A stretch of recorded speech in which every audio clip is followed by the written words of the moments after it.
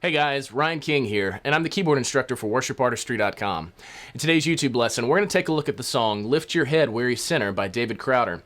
And specifically, we're going to look at the main lesson section. Now, this song revolves around 3 chords, and so we only have one section to the song, so you're going to get a lot out of this lesson. So again, if you want to see the entire lesson with all of our chords and the loop videos and that sort of thing, then you definitely need to click the link, head over to Worship Artistry, where you can sign up for an account for less than $10 a month, and it's totally worth it. But just in case you want to check out a YouTube video, this is for you. As I mentioned in the chord section, this song revolves around 3 chords, and so depending on if you're in the verse or the chorus or even in the bridge, it's going to be the same 3 chords over and over again. And depending on which section you're in, you're just going to change up your inversions. And so if you want it to be a little bit more mellow, like during the verses, you're going to kind of keep it down here in the mid register of the keyboard, and you're probably not going to play your left hand so it doesn't get too muddy.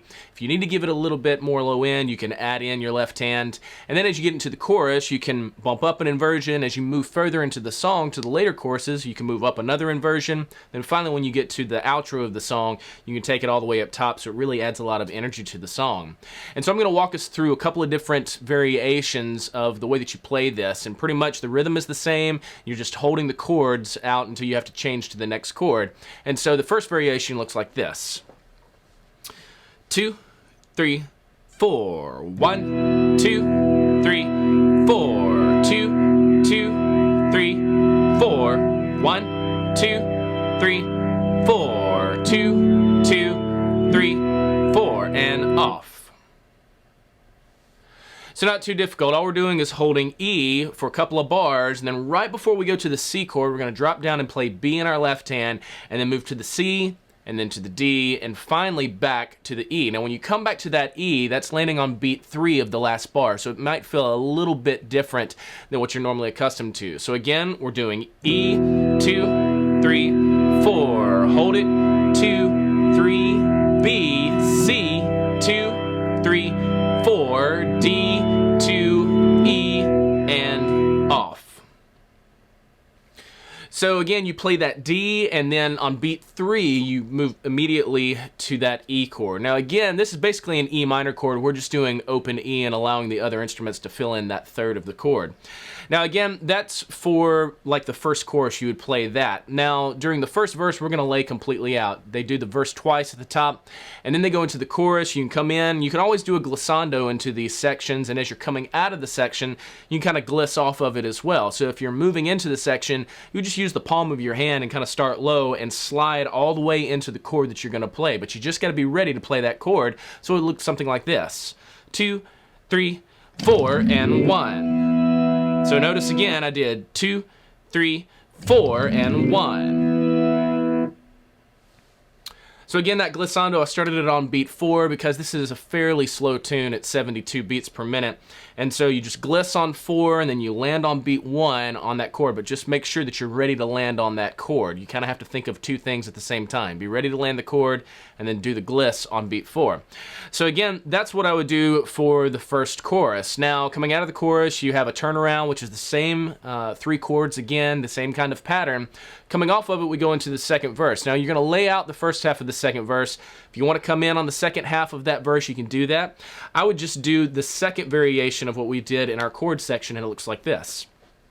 2, 3, 4. 1, 2, 3, 4. 2, 2, 3, 4. 1, 2, 3, 4. 2, 2, 3, 4, and off. So as you can see, it's the same 3 chords. We've just changed up our inversion. We're doing E, and then we add the C on bottom, and then we do a full D major triad, or a full D chord with the B up top. Now that's for the second half of the second verse. Coming out of that, we move into a double chorus, and what I would do is I would shift up an octave and add the B on bottom and play the exact same thing that you just did for that verse, but in your left hand, just add the roots in the fifths of the chord, so it would look like this. 2, 3, 4, and 1, 2, 3, 4. 2, 2, 3, 4. 1, 2, 3, 4, and 1, 2, 3, 4, and off.